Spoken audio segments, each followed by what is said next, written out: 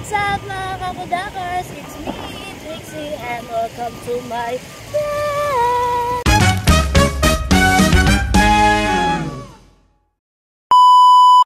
So for today's video mga kakudakers ko, so ngayon kalabas tayo ng Barangay Gugo. So konti na lang yung tubig mga kakudakers. Nakakatuwa naman. Ayan mga kakudakers, may tubig pa rin ang ating dinadaanan. So ayan. Ayan.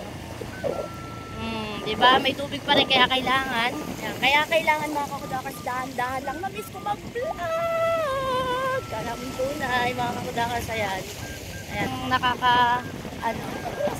Sobrang dulas. And kita ka rin na dahan-dahan lang talaga siya maglakad dahil nga sobrang dulas ng kalsada. Kaya kailangan sa pagmumotor, mga kakudakers ko, dahan-dahan lang. Ayan. Kaya sa pagmumotor mga kakudakers, kailangan dahan-dahan lang. Oh my God! So ayan mga kakudakers, ayan. Diba hindi pantay-pantay yung kalsada ng Barangay Gugo? Merong mababa, merong mataas. Ayan mga kakudakers ko, bagong gawang kalsada. Ayan. Diba? Merong bagong gawang kalsada mga kakudakers. Tapos, ayan mga kakudakers ko, ang evacuation center. Ayan, meron pa rin mga naka-evacuate dyan na ano, ayan, may naka-evacuate pa dito mga kakudakers ko. Kasi nga, may tubig pa rin. Ayan, ang dating court, naging evacuation na mga kakudakers ko. Ayan, kailangan dahan-dahan ng well-well. Diyan kasi sa part na yan mga kakudakers ko, alam nyo naman malalim pa dyan, di ba? Di ba mga kakudakers ko, alam nyo naman na dyan ay malalim pa. Ayan, no? Sobrang lalim pa dyan, no? Di ba? Oh. Tapos, pero nakakapasok ko, syempre nakakapasok na ito. Ayan, tricycle mababa. Ayan mga kakudakers ko. Ito lang naman yung ano sa Barangay Gugo, di ba? Hanggang doon lang naman kayo lagi na-update hanggang Purok 4 lang. Hanggang sa Purok lang namin mga kakudakers ko.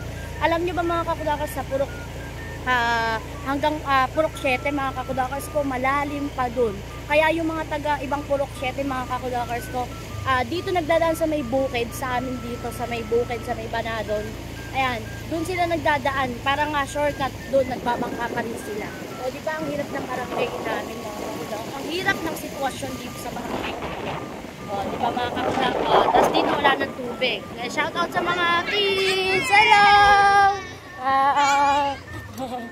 Shout out sa mga kids! So, di ba mga kakudakers wala ng tubig dito? Dire-diretso na wala ng tubig dito mga kakudakers.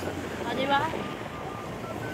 Ayan, shout out kay Joy Joy.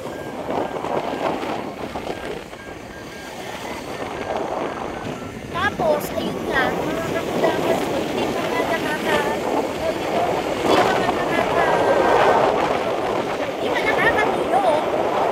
Diyos ko naman, meron na namang bagyo. Nakakatakot. I'm scared. May bagyo na rin mga kakudakers. Ano ba yan? Hindi na nagsawa ang bagyo dito sa Barangay Gugo.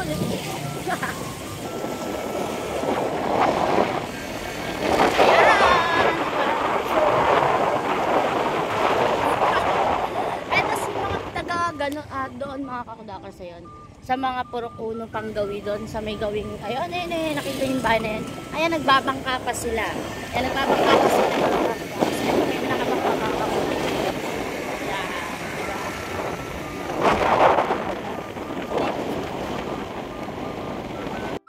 So, ayan, mga kakudakers, dito na, ayan na yung palabas. Dito yung part na malalim, diba? Ayan na lang yung tubig dito mga kakudakers ko. Diba?